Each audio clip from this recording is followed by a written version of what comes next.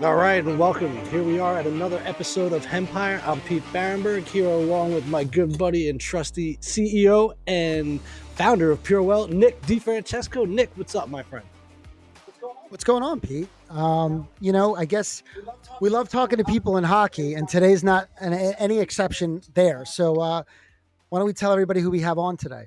Well, we are lucky to have ourselves a definite pro in the industry. He's an athletic trainer from collegiate all the way up to the professional level. We're talking about he's dealt with major events like USA Hockey on the athletic team and staff, as well as Red Bull cliff diving team, the flu tag competition, ESPN Summer and X Games, as well as the winter ones. And now he, after 10 years of being on the medical staff of the New Jersey Devils. We are now proud to be with the Nashville Predators. We're talking to Dr. Kevin Morley. How you doing today, sir?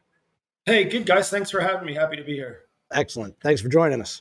Sure. Well, obviously, we met a couple weeks ago in Orlando, at the Cannabis and Sports Conference. And, we were just, started talking a little bit. And I said, I'd love to have you on the show. Just love what you do. And you were telling me a little bit about FIU, the Global Center of Excellence for Cannabinoid Research and Education. So why don't you talk a little bit about your participation in that and what you do there? And then we'll go from there. Sure. So I started a doctorate of athletic training program a couple of years ago. And as a DAT program, it's not a PhD and it's not an ED. It's not super research focused. It's a terminal degree in the athletic training profession. And as part of that, we have a capstone project, which, similar to a dissertation or a thesis at the master's level, it's your culminating project at the end of your education. And so, the edict was, to really find something that's interesting to you and find something that speaks to you. Don't do this project just to check the box. And we've all been guilty of that, certainly through academia, where you had to write a paper on something and you just picked something because it was either easy or you felt like you could execute it relatively, successfully. And That's for sure. This was the opposite of that. And so the charge was find something that's interesting and useful for you, either professionally or personally. And, I'd seen, this is a couple years ago, and obviously CBD was, kind of becoming more and more prevalent and more out in the open specifically. And I didn't really know anything about it. And I said, well, my job is to help educate people, athletes specifically, but, people in general. My parents are baby boomers that are having their joints replaced. And they would ask me about, topicals and CBD and what's the difference. And the answer was, I don't know. I had no idea. And I felt like it was an opportunity for me to kind of partner the two. I hated the answer, I don't know. I prefer the answer, I don't know what I'm going to find out. And so it's a pretty daunting topic, right? It's a daunting subject. And so I'm just kind of one bite at a time. FIU had, one of the leaders in cannabis education and hemp education specifically. And I said, well, let's just kind of put these two things together. And so I started kind of down the path of educating myself and started to educate my constituents. And again, my mom and my neighbor about, CBD and the minor cannabinoids and kind of how it can play a part. And we were able to, put together some studies, and there's quite a few people at FIU in this Doctor of Athletic Training program who are, I was the first one chronologically, but they're the ones who are kind of continuing this path where we're doing a lot of cool research on cannabinoids specifically and minor cannabinoids. And it's pretty interesting. It's really exciting to be part of it. And I've graduated now and finished my doctorate, and I'm still, working with FIU and working through the center because it's the stuff that's so relevant to us today as athletes and as part of the sports profession. And in truth, like as people, right? Like everything hurts. And I woke up this morning, my shoulder hurts. And so, as people and as active population, I want to know what's out there. I want to know what's available to me. And I think other people do too. And I'm helping to just try and connect the dots wherever I can. No, I think, you talk about minor cannabinoids, right? That's something that you're passionate about. Yeah. And it's really very misunderstood. I mean, isn't it crazy how big the topic is in the industry of cannabis and how much there is to learn and how much people really don't know? Yeah. And even the experts don't know a ton because of the fact they know a lot, don't get me wrong. Sure. But what I mean, there's so much more that's going to be doing with, whatever we decide we want to get together and really do some studies that we can get away with and things that, there's a lot of yellow tape that we go through. But and I think the best part about the experts is that they're willing to say, I don't know. And so, one of my crusades working in the sports medicine setting is that I work with a lot of providers, right? Physicians, nurse practitioners, physical therapists, occupational therapists, athletic trainers, and everybody in that space. And oftentimes, and I'm kind of baiting people, I guess, sometimes where I'll say, hey, you just did the shoulder surgery, or, you're rehabbing an ACL in a high school athlete or whatever, if your patients or do your clients ever ask you about CBD? And I don't even generally talk. Again, I live in Tennessee and there's no legal marijuana use in Tennessee. So I only talk about, the cannabinoids. Say, well, when did your patients ask you about this? And every provider I talk to, every time I ask that question, the answer is always yes. Everybody's asking. And so I'll say, oh, okay, that's interesting. I have a personal interest in CBD and CBN and a lot of different things. What do you say?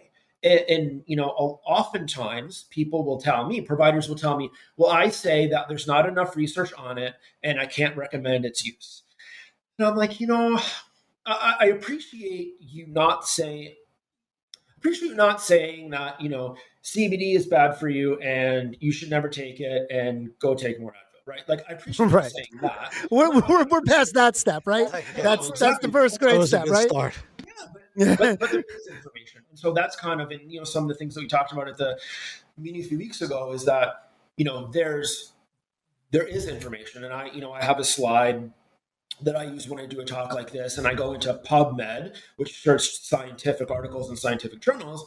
And if you type in cannabis or you type in cannabinol or CBG, if you type you're not getting 10 hits, you're getting 10,000 hits, 20,000 hits, 25,000 hits. Now, to be clear, those are not all high-level research journals, high-level data, meta-analyses. They're not. But some of them are. And so that's kind of my point, is that I understand that the high-level data that we as a North American Medical Society are seeking, the level that it exists is not where we would like it to be, right? There's more studies on Tylenol than there is on CBD, right? Yeah. We all agree on that. But, definitely. But there's not none. And that's kind of my point, is that if people are asking, like people were asking me, and so I'm trying to learn and I'm learning more every day, I recommend that same thing to the providers. And I follow it by saying, if this isn't interesting to you and you don't have the bandwidth for it, or you just don't really care, that's okay too. I would love to provide you resources to connect your patients with, of people who can answer those questions. And that's probably not going to be me. I don't have a consultancy where I have 40 or 60 or 80 hours a week to provide that information. But there are people who do. And so again, for me, the issue is always, it's a stop, right? It's a hard stop. It's like, there's no research, kind of do what you want. So, well, it's not really true. And kind of, Nick, what you and I had talked about previously is I'm a safety guy, right? So this is like, if at first do no harm and safety first. And so what I want people to know is, if you're going to choose one of these products, this is what a COA is. And this is how you can access a COA. And this is a little bit about what it means. And then depending on your level of interest and your level of medical education, those things, like, we can have a little bit more detailed of a conversation. But I just want people to pick a good product. And if it's not for you, that's okay. And if it is, that's great too. I think, again, it just comes back to, I approach this from an education perspective and not from an advising perspective. I don't really advise anybody to take anything. I advise them to find a safe product, but whatever they choose is for them to choose. That's not my purview. There's a lot of bad brands and companies out there, but there's a lot of really good ones and a lot of really safe ones. So whatever one kind of speaks to each person, like, the formulations are different, the terps are different, the flavonoids are different. And so it's daunting to try and figure out, like, oh my God, it's so overwhelming. It's like picking a grill. There's so many choices. When That's right. Grill, or do you not want an infrared grill? I'm like, I don't know. So I just don't buy anything. So, there's just so many choices that it's really overwhelming for people, right? And I get that. And so it's a financial commitment, of course. And so for me, it just boils down to safety, and just kind of like trying to make an educated decision on what you choose, and then just kind of, figuring out what works for you. And I think that's kind of how we really started talking, because we were talking about what we're doing every single day to educate these doctors. We get the same, we only sell to most of our businesses, doctors, healthcare professionals, pharmacies, right? So we're having these conversations with these doctors every day. And, we like to always say that we have an education company with a CBD habit, right? And we hear these things that you're hearing all the time. All the time. There's not enough information. There's not this. And they go, well, and then we actually pull up papers from PubMed, just like you say, and everything else. And we go, but there is, doctor. Like there's actually more than you would know. But are you interested in actually knowing the truth or what's really out there? Right. And the way that we separate our product, and I know you've, tried Purewell and stuff like that, and you've tried a lot of stuff, but we really separate ourselves from the rest of education first, differentiating our product because of ingredients and terpene profile, but also what you were saying, like the COA. I don't know many people know this, but I was the first one to put a QR code on a box for CBD years ago. Yeah. So this is something that I've been fighting for, 8 years. So what that QR code means is that you can, with your phone, you can click on it and you go to a COA, like doctor's talking about, and it would tell you everything that's in and out of a product, what's in it, meaning, all the good things, the terpenes or the content of cannabinoids and things like that, but also what's not in it, right? So like pesticides and heavy metals and all this other stuff that people use, because, this isn't a widget, people, right? This is something that is a natural plant, right? So there are bugs, there are insects. How are you going to treat it? We happen to use spice bombs, right? Some people use Roundup, don't suggest the second. Some people have problems later on in life. Right? But what I'm saying is and I love, and I think that that's what we're talking about and why we connected, because it's, people don't really understand the other side. They always see CBD at maybe like a head shop or and it lead a lot of the dispensaries for cannabis. But the medical is really why I got into it, and to help people, right? Not to get you high, but to actually help with medical conditions. But why not? Would you take something from a gas station? No, of course not, right? Would you take it from, even when you go to a lot of the high-end pharmacies, when I say high-end, or the chain pharmacies, they really don't have a lot of information on CBD. No. You go to their smaller medium chain, that pharmacist is kind of like a doctor, right? You can ask them questions.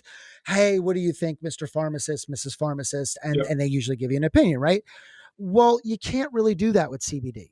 So it's important that the doctors are educated, and we are split 50-50, right? There's 50% of the doctors are like, hey, this is great. I think that this could help with no side effects, no contraindications, no drug-on-drug reactions. And then there's other doctors that are saying, which I think is ignorance, no, there's no information. There's no, you just talking about your minor cannabinoids is huge. The fact is that there's so many other things than just CBD and THC. Right.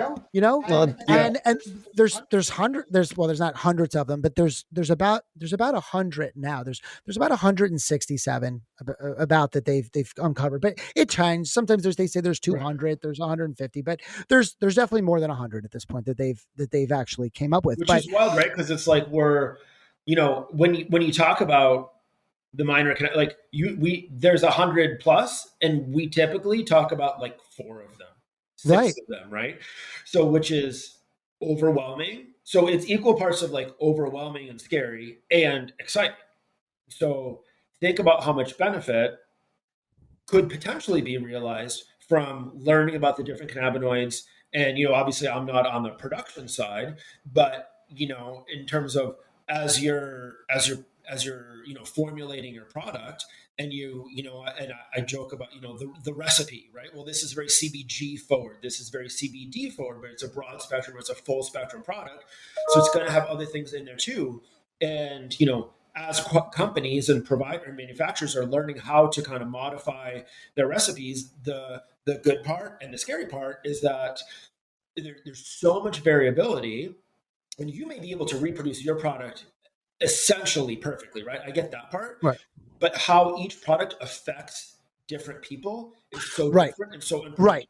And I think that from a provider perspective, that part is really overwhelming and a little scary too, because when people ask me, so like one of my most significant personal interests is relative to CBN and sleep. And a lot of people talk about how CBN really helps them sleep. if you follow the research, there is some research. There's also some articles, which is of course a step down from research, right? That are talking about how maybe it doesn't. And I'm like, that's cool, but maybe it does too. And if it's not hurting somebody, then, when people ask me about it, oh, I have trouble sleeping, I'm take CBD. Say, well, that's great. Try that, see how it goes. If you're not feeling much of a difference, we talk about start low and go slow, and we talk about increasing your dosage over time. We talk about the different formula or the different modes of administration, because you're not going to take one gel cap and then just be asleep in 5 minutes. That's not how it works, right? So after we cover that, if sleep is the issue, a lot of times they'll say, well, another product that's in the same space, is like CBD's brother or sister, right? And it's called CBN. CBN helps a lot of people sleep. We know that anecdotally. That's one of the studies that we are working on at FIU, is to try and have a little bit of a more significant correlation between, people.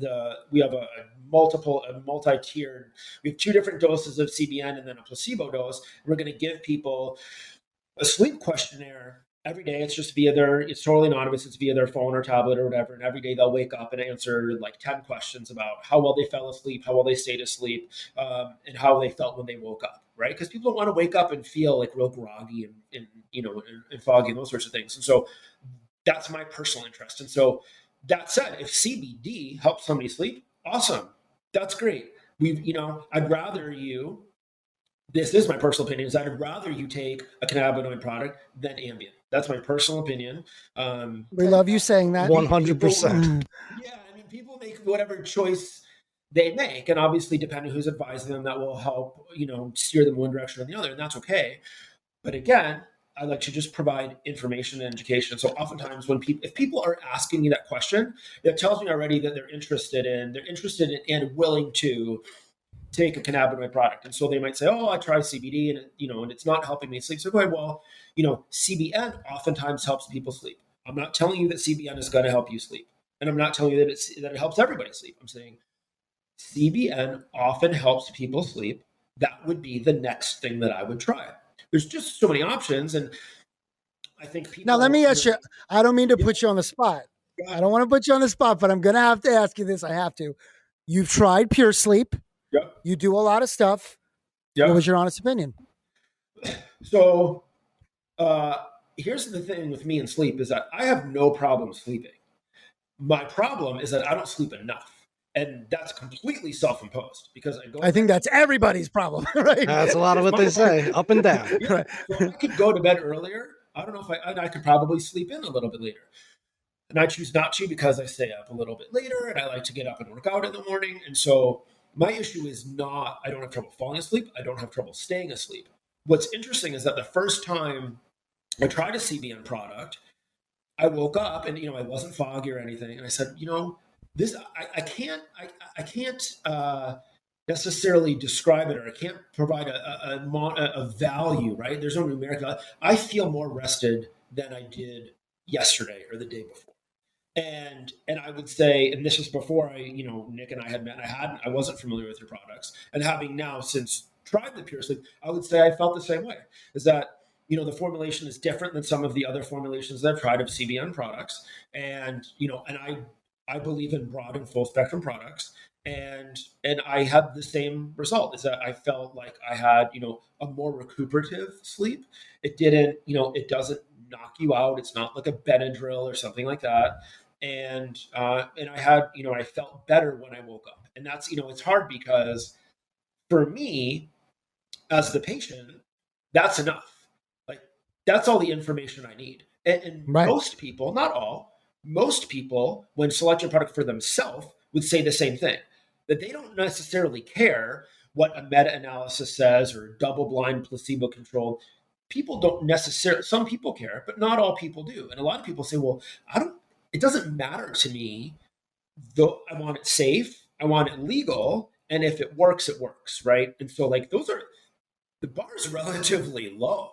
Right. For the most part, yeah. It's not that hard. There's a lot of products that will achieve those three things.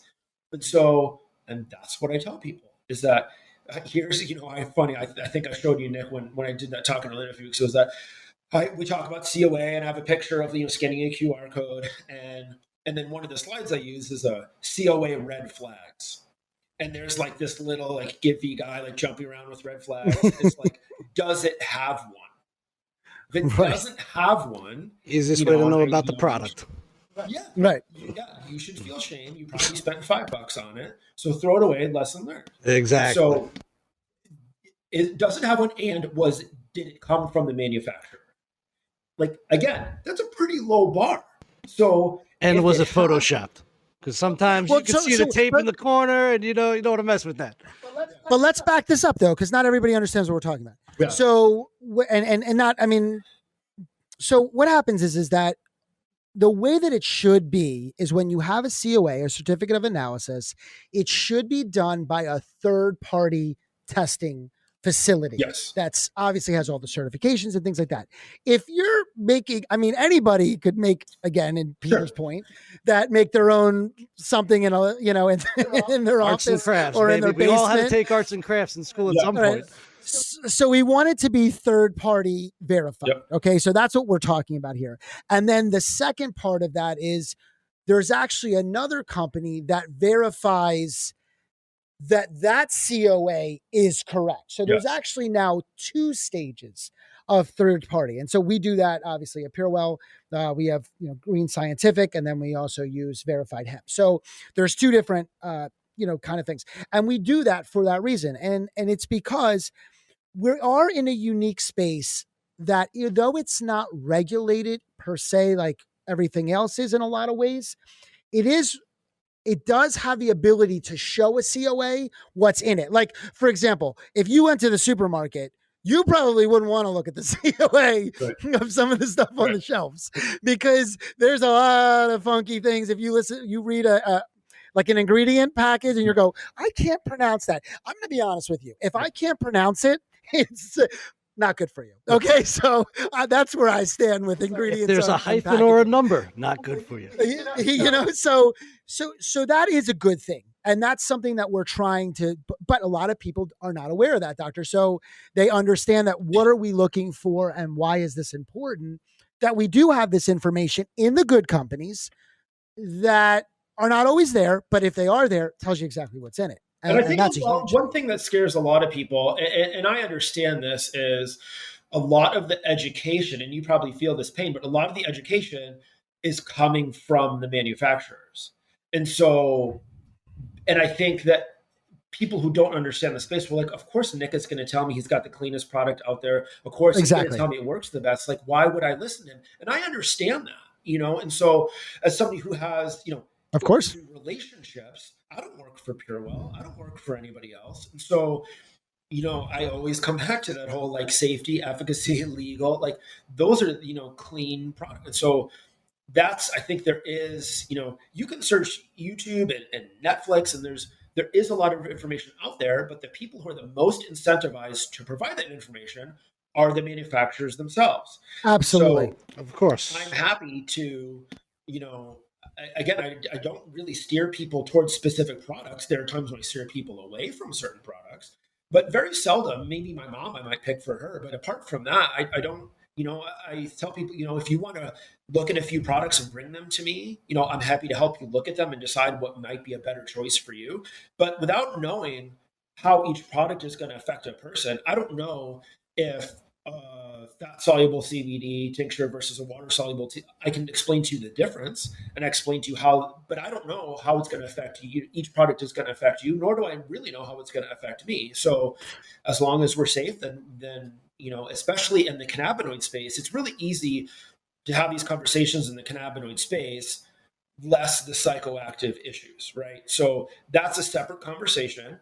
And for people who have a lot of utility in that space, that's fantastic. But again, working in sports and working I travel all the time, all over the United States. I travel all over North America. I'm going to Europe in a few weeks. Like, obviously, Brittany Griner and Sha'Carri Richardson, like those things couldn't be more, prevalent and timely, right? Like, it's a really big deal. And so we talk about hemp products because, thanks to the 2018 Farm Bill, hemp products, less than 0.3% dry weight THC. Hemp products are legal throughout the United States, likewise in Canada. So that's the space where I'm the most comfortable because I know the most about it.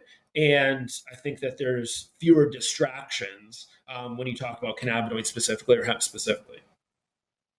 Well, yeah, you talked about the legal issues surrounding, the cannabinoids, and it couldn't be more timely, right? Yeah. And what, I guess, what has that taught you too, though? I mean, of where we are. I mean, there's just a lot of misconception. Obviously, different companies or different countries have different regulations. I mean, we have athletes that come to us all the time. We happen to have a very well-known UFC fighter, happens to fight in One. Where's he? One. Yeah, he's in one. No, but what One. country? He was going to what's it called? Down to Singapore. Singapore, right? So Singapore, it's highly illegal. Right. I mean, it's like, serious felony, CBD, not even THC. So for him to even say, look, I use the product here and it works for me and great, like he can't even take a picture with a leaf. Couldn't even take a picture with us because it was going to be like, cause his main, where his major fights are in Singapore. Yeah. So, so that being said, and going back to, I got so much things to ask you, but it's what I was going to ask you, and what I was really trying to say is, what do you think that tells us about what the vape laws are? Like, vape is obviously THC. THC is what we consider a vape, right? So it's not a CBD, but it is THC. Where still interstate going across, it still would be illegal, right? So it's not like it's that far off to where we are in the United States, whereas CBD, I think, is a lot more widespread in a lot more countries now. It is opening up in Asia. It is opening up in some other places. They are being a little bit more understanding of the benefits, right? Because of the health benefits, not because this is a drug that people get addicted or it hurts them in some way. It actually is giving people relief. Right. And so, the I guess they're looking for sure. You're always talking to athletes, of course. And what do the athletes really want to know? I mean, what do they ask you specifically? I mean, so they ask, I would say one of the biggest questions I get is dosage. They typically don't ask about route of administration, but for me, with dosage, I talk about route of administration or method of administration together, because I think where I start the conversation is, what are you trying to accomplish?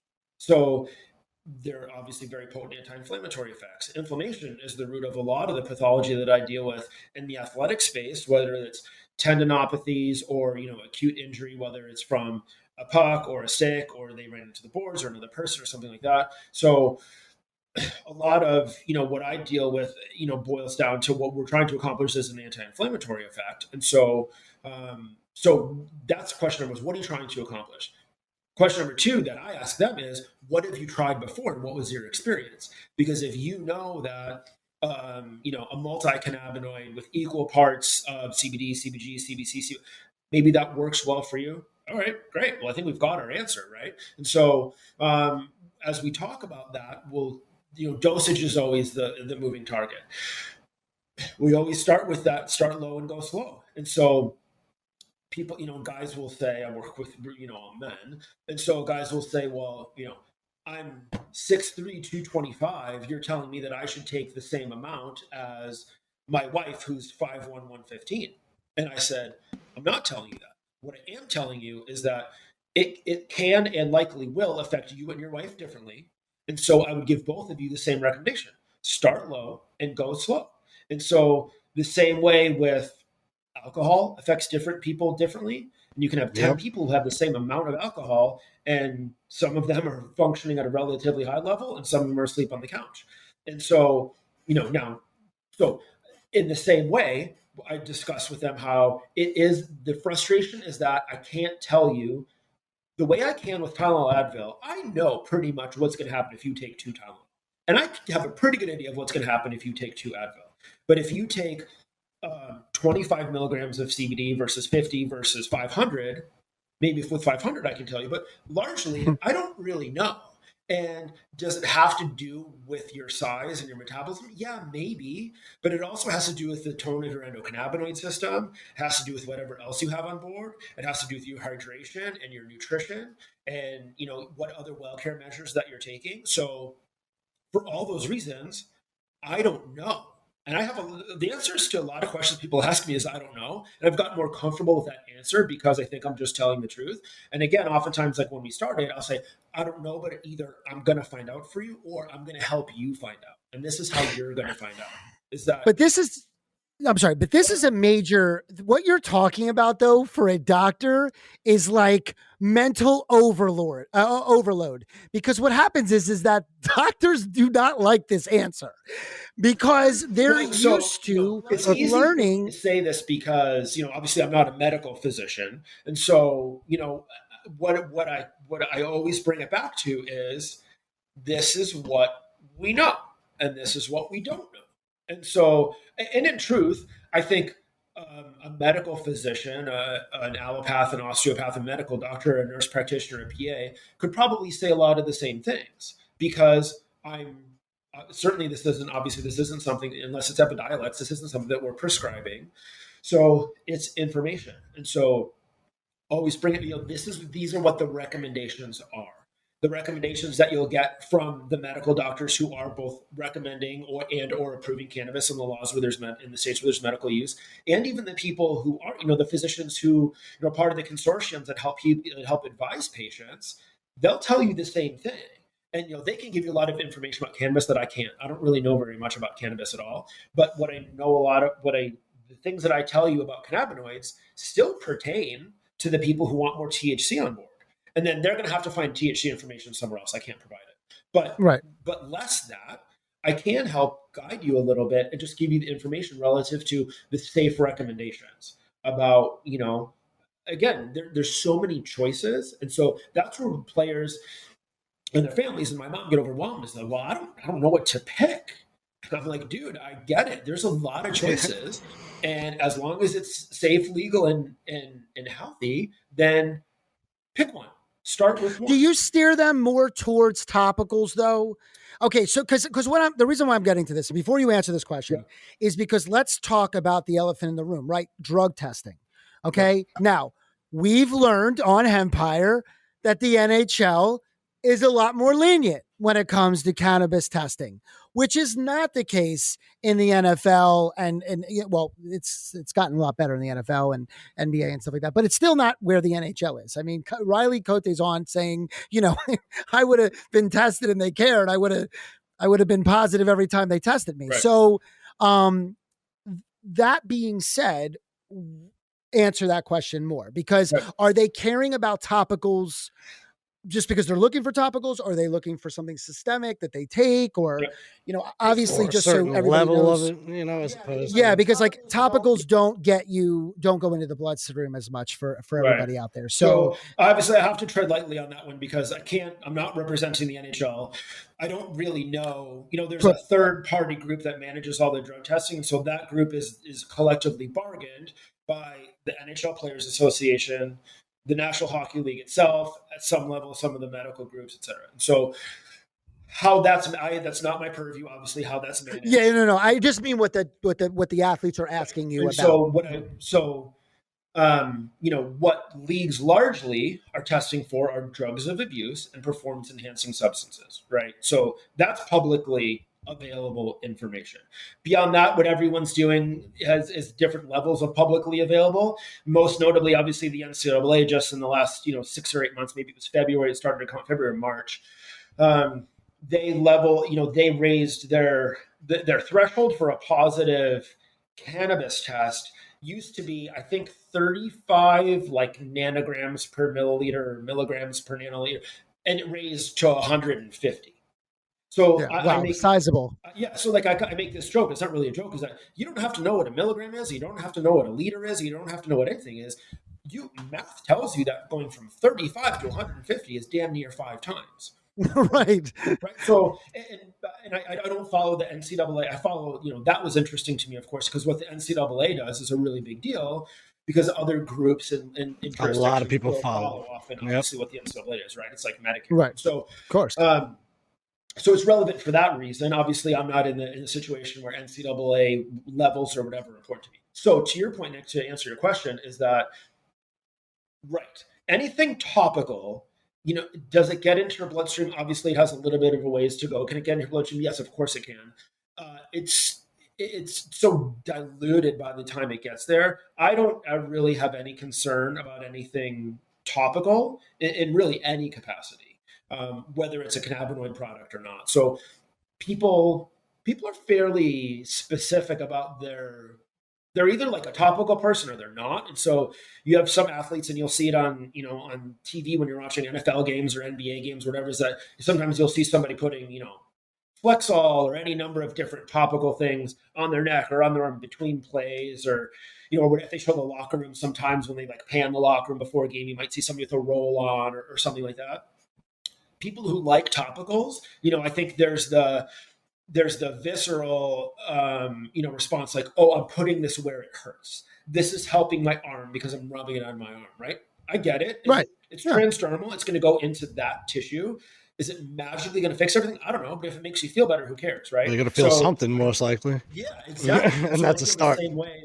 Yeah. So I feel the same way about,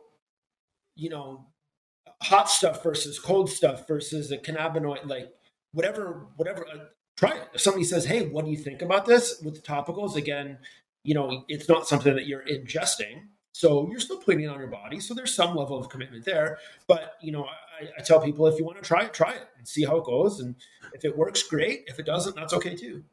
But do they lean more towards a topical versus not necessarily? Okay. No, some people do. And it's so funny because it's also, a situation where some people might say, I want to put this on before a game, but then some people want to put it on after the game. And some people want something that they want to put on at night before they go to bed. And so those decisions are just very, I don't want to overstate it by saying it's a personal decision. I just mean that it's a very person-specific decision. Yeah, so, fair. Just fair, like absolutely. Everybody's individuals. Say, see how it works for you. If it makes you, if it's like really gives you the tingles in your arm and it helps and it prevents you from falling asleep, then don't use it at night again. I don't think it's an unhealthy product. It just might not be something for you to use at night.